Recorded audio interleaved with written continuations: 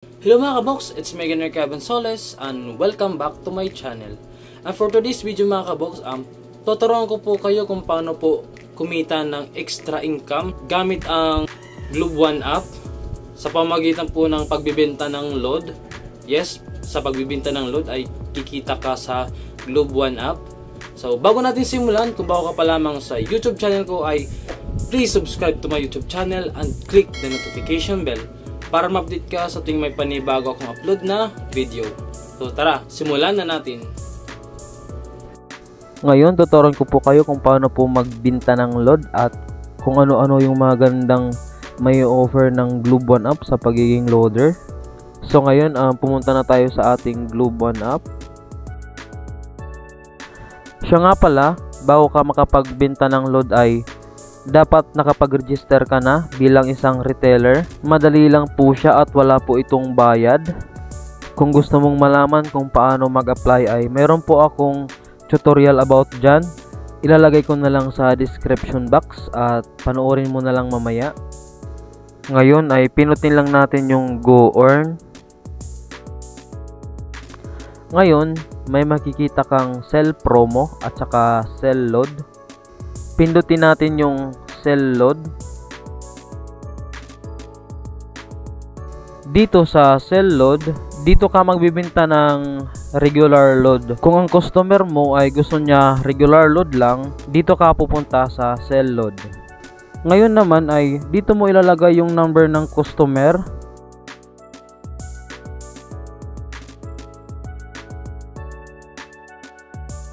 Dito naman sa baba ay dito mo ilalagay kung magkano yung bibilhing load ng customer. Ang maganda rito ay meron po siyang discount. Oo, meron po siyang discount. Yun ang maganda rito.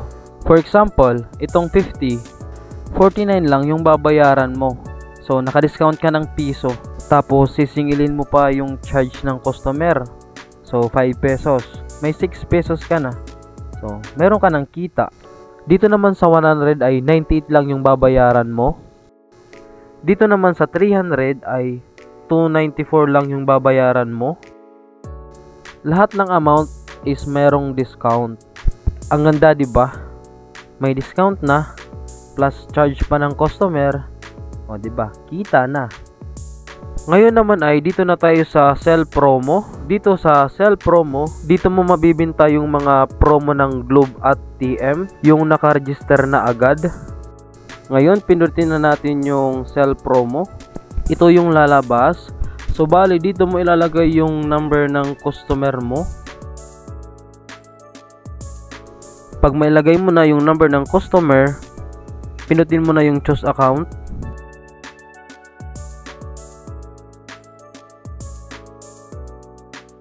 Ngayon, makikita mo na yung mga promo na pwede mong ibenta.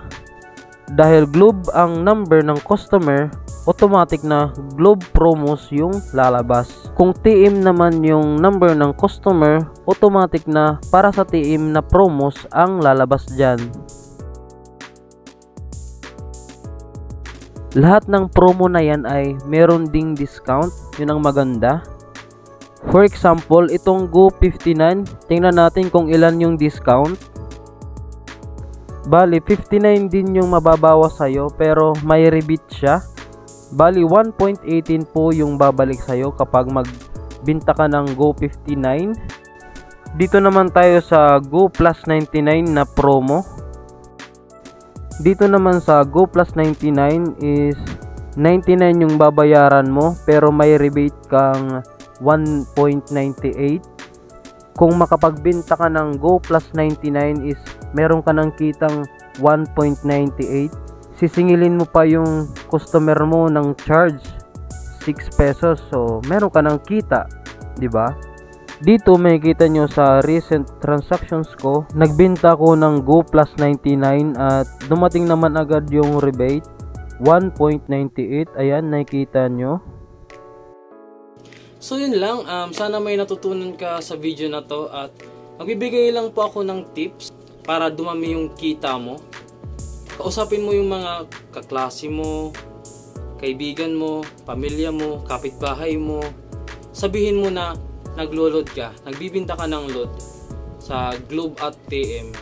So yun, dahil dun malalaman nila na nagbibenta ka pala ng load, ganun. So sasabihin nila, sige, sa'yo na lang ako maglo-load. So yun, di ba?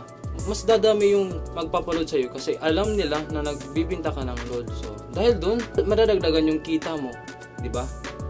Yun ang tip ko sa'yo. So sana nakatulong itong video na to, at kung bago ka pa lamang sa YouTube channel ko, please mag-subscribe ka na at i-click ang notification bell para ma-update ka sa tuwing may panibago akong upload na video. So yun lang. Sana kumita ka na. Bye-bye!